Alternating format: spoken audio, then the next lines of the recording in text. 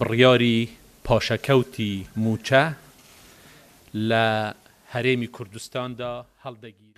بڕیاری لابردنی پاشەکەوتی موچە بۆ هەمووان هەواڵێکی دڵخۆشکەر و چاوەڕوان نەکراو بوو، بە تایبەت بۆ مامۆستایان و موچەخۆران پێدانی موچەکانیان بەبێ پاشەکەوت گەڕانەوەی ئومێدێکی گەورەیە و بەشێکی زۆر لە گرفتەکانی ژیانیان چارەسەر دەکات.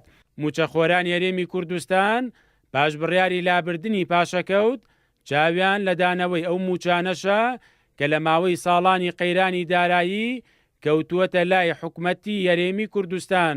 لابردنی پاشەکەوتی موچە ئەمە کارێکی زۆر باشە، ینی جێگەی سوپاس و پێزانینە کە ئەم هەڵوێستە بڵێن دەربڕاوە لەم کاتە، بەس خۆزگا پێشتر بۆیە کاریگەریەکی زۆر ڕاستەوخۆ گەورەشیە بێ لەسەر ژیان و بار و گوزەرانی موچەخۆران و فەرمانبەران. ئەوەی لە ئێستا کراوە لەلایەن حکومەتی هەرێمی کوردستانەوە بە هاوکاری و باگەیشتنە ڕێکەوتن لەگەڵ حکومەتی عێراقا ئێمە ئەو پەڕی دەستخۆشیان لێکین، بەڵێ زۆر کاریگەری هەیە لەسەر میلەت، زۆر کاریگەری هەیە لەسەر موچەخۆران، زۆر کاریگەری هەیە لەسەر بازار.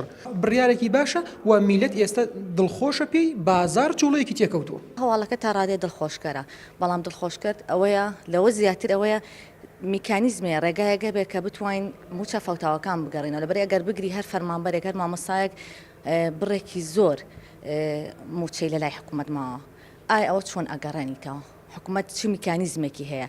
ئەتوانین ڕێگا هەیە حساب بانقی کاتەوە، کۆمپیالەمان هەیە، کۆمەڵی ڕێگای تر هەیە، قەرزەکانی نیشتەجێبوونە، سولفەی زەواجە، ئاوە کارەبایە. تەنیا موچەخۆران با بڕیاری لابردنی پاشەکەوت دڵخۆش نین، بەڵکو بۆ کاسبکارانیش بڕیارێکی دروست بوو بۆ بوژانەوەی بازار و تێپەڕاندنی ئەو ڕەوشە دژوارەی کە ماوەی چەند ساڵێکە خەڵک و بازاڕی تەواو شەکەت و ماندوو کرد. بێگومان کاریگەری ئەبێ هەم لە بواری کەرتی تایبەتەوە لە بواری ئەوەی کە کاسبکاران مشتێرەکانیان زیاتر سەرنجی بەلای خۆیان ڕاکێشن، هەر کەسێک فەرمانبەران پارەیان پێبێت کە ئەو موچەی ئێستا ئەدرێت و بڕیارە بێت پاشەکەوت بە حەقی ڕسمی خۆیانە کە پێیان بدرێت بە ئەو بۆنێوانێ ئەوان سەردانی بازاڕەکانەکەن پێویستەکانی خۆیان ئەتوانن زیاتر بکڕن، ئەو کاتە لەلایەنی دوکانارەکانەوانێ بازاڕە زیاتر ئەبوژێتەوانێ. ساڵانی قەیرانی دارایی هاوڵاتیان هەرێمی کوردستان بە تایبەت چینی موچەخۆران سەختترین ڕۆژەکانی ژیانیان بەڕێکرد، بەڵام وا چاوەڕێ دەکرێت پاش بڕیاری لابردنی پاشەکەوت قۆناغێکی نوێ لە ژیان و گوزەرانی هاوڵاتیانی هەرێمی کوردستان دەست پێ بکات. لابردنی پاشەکەوتی موچە جیا لەوەی دەبێتە هۆی بوژانەوەی ژیان و گیرفانی موچەخۆران، هاوکات هۆکار دەبێت بۆ بوژانەوەی بازاڕ و گەڕانەوە بۆ ڕۆژانی خۆشبەختی.